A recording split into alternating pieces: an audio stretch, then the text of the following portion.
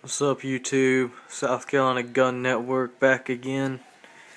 Quick update on the Sig-556. Pretty much done with the additions that I wanted to make to it. Might add some rail panels and get a different optic for it. I'm not positive though. But basically the main difference, I added the Troy battle rail, which made the top rail and gave it a monolithic upper, which is basically a continuous rail from the forend all the way through to the receiver without that delta ring nut that separates in a lot of M4 models you see. This is an AC556, by the way. This is a Sig-556 foldable stock. It doesn't have the buffer tube or anything. It's run on a piston driven a gas system, so it's completely different than your direct impingement regular M4 carbine. Somewhat similar to your piston driven AR-15s but it does not have the buffer tube. Runs regular AR magazines like the P-Mags. It's broken down just like a M4 is, but it is considered a different rifle. Also, since I added the quad rail system, I wanted to put a few things on it. I added a Viking Tactics mount with a HellFighter X8 120 lumen light. It's got a click on tail switch, click off, and I mounted a high beam green laser light, or green laser that is long distance and gives somewhat of better target acquisition in the dark. You can click it on or click it off. You can have it set to where if you turn it all the way it'll stay on, and you have the momentary on-off switches. The rail itself is very light. It's made out of a very high-grade aluminum, so it doesn't add that much weight to the gun. It's just really what you put on the rail that's going to add weight. So I just, went with the light, the laser, and that's the only thing I added to it besides the grip. There's nothing on the other side. The only other things I might add are some of those Magpul rail panels. This is just black rail panels, or just the rubber ladders. Some black ladders or something black to match the gun. I've already got a flat dark earth M4, custom M4 that I've done, and I've got a black custom M4 also. But since the majority of this gun is in black, I've just decided not to mess with the color scheme of it. I'm going to keep it as is. I like the way the longer rail looks. I like the monolithic look of it a lot better than having that plastic, the fish gill polymer hand guard on it. It kind of left just like this little gap in here, and it just looked weird. Didn't really like it.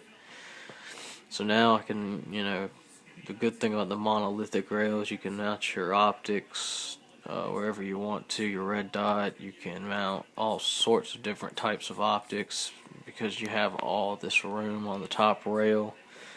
You can mount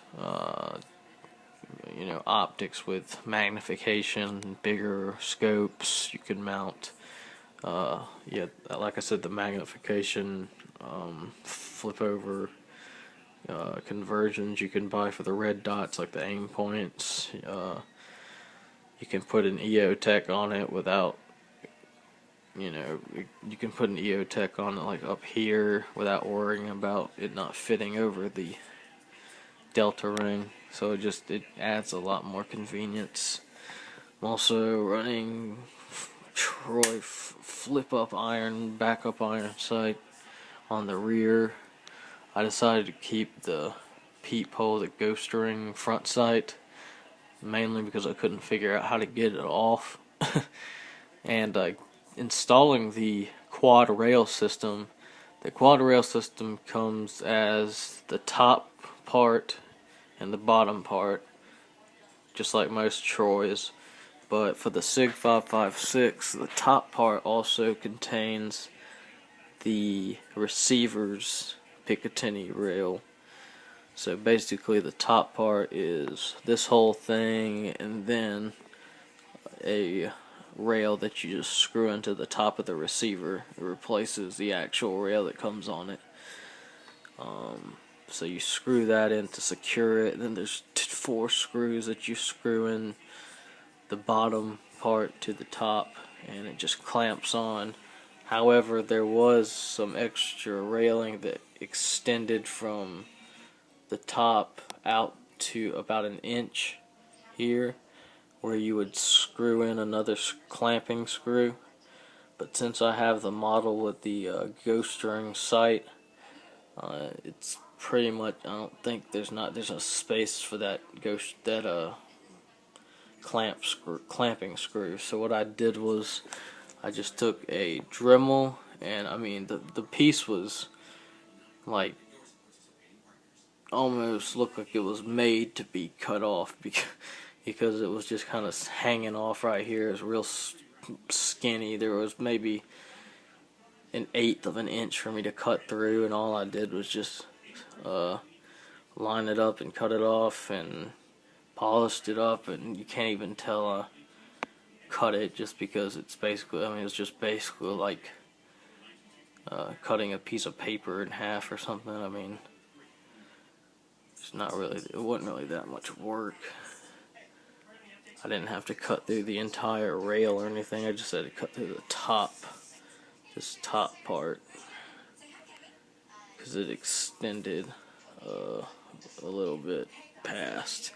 And if I couldn't put it on because it was running into this front sight post, so I just went and zip across there. If you look at it from the other side,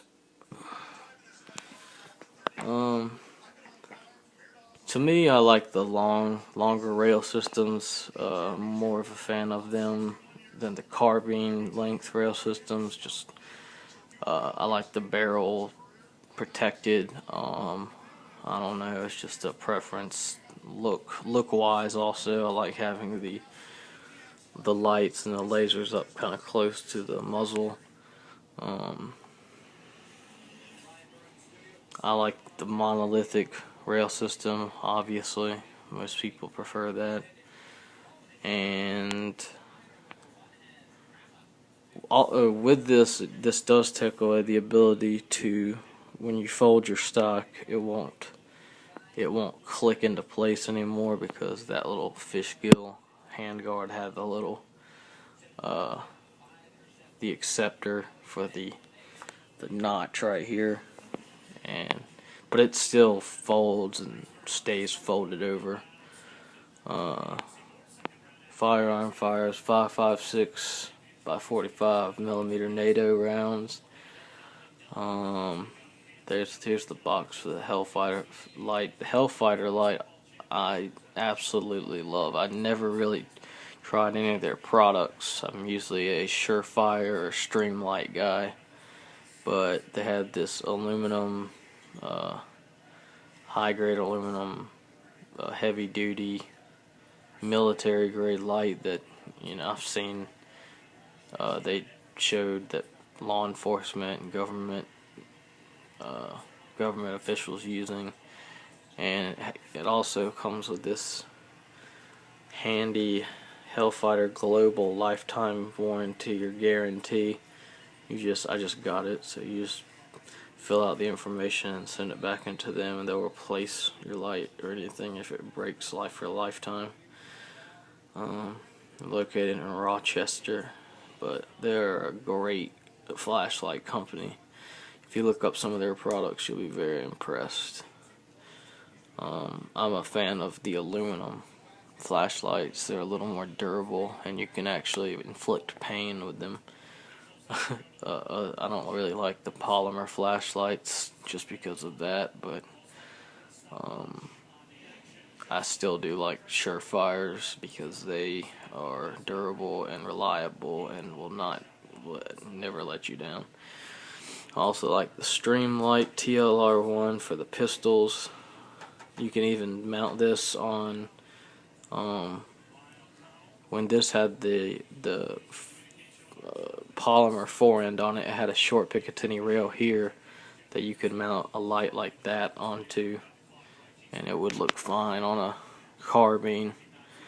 The TLR1 and the TLR1S are really good lights by Streamlight for pistols and everything. So just my 2 cents, my opinions, and this is the upgrade or the update on the Sig-556. So let me know what you think about her. Let me know what you think about the rail system versus the other forend, the polymer one. Let me know what you think, and get your questions and comments about the lights, laser, the foregrip, and all the accessories. So this is the South Carolina Gun Network signing out for now. Bye, YouTube.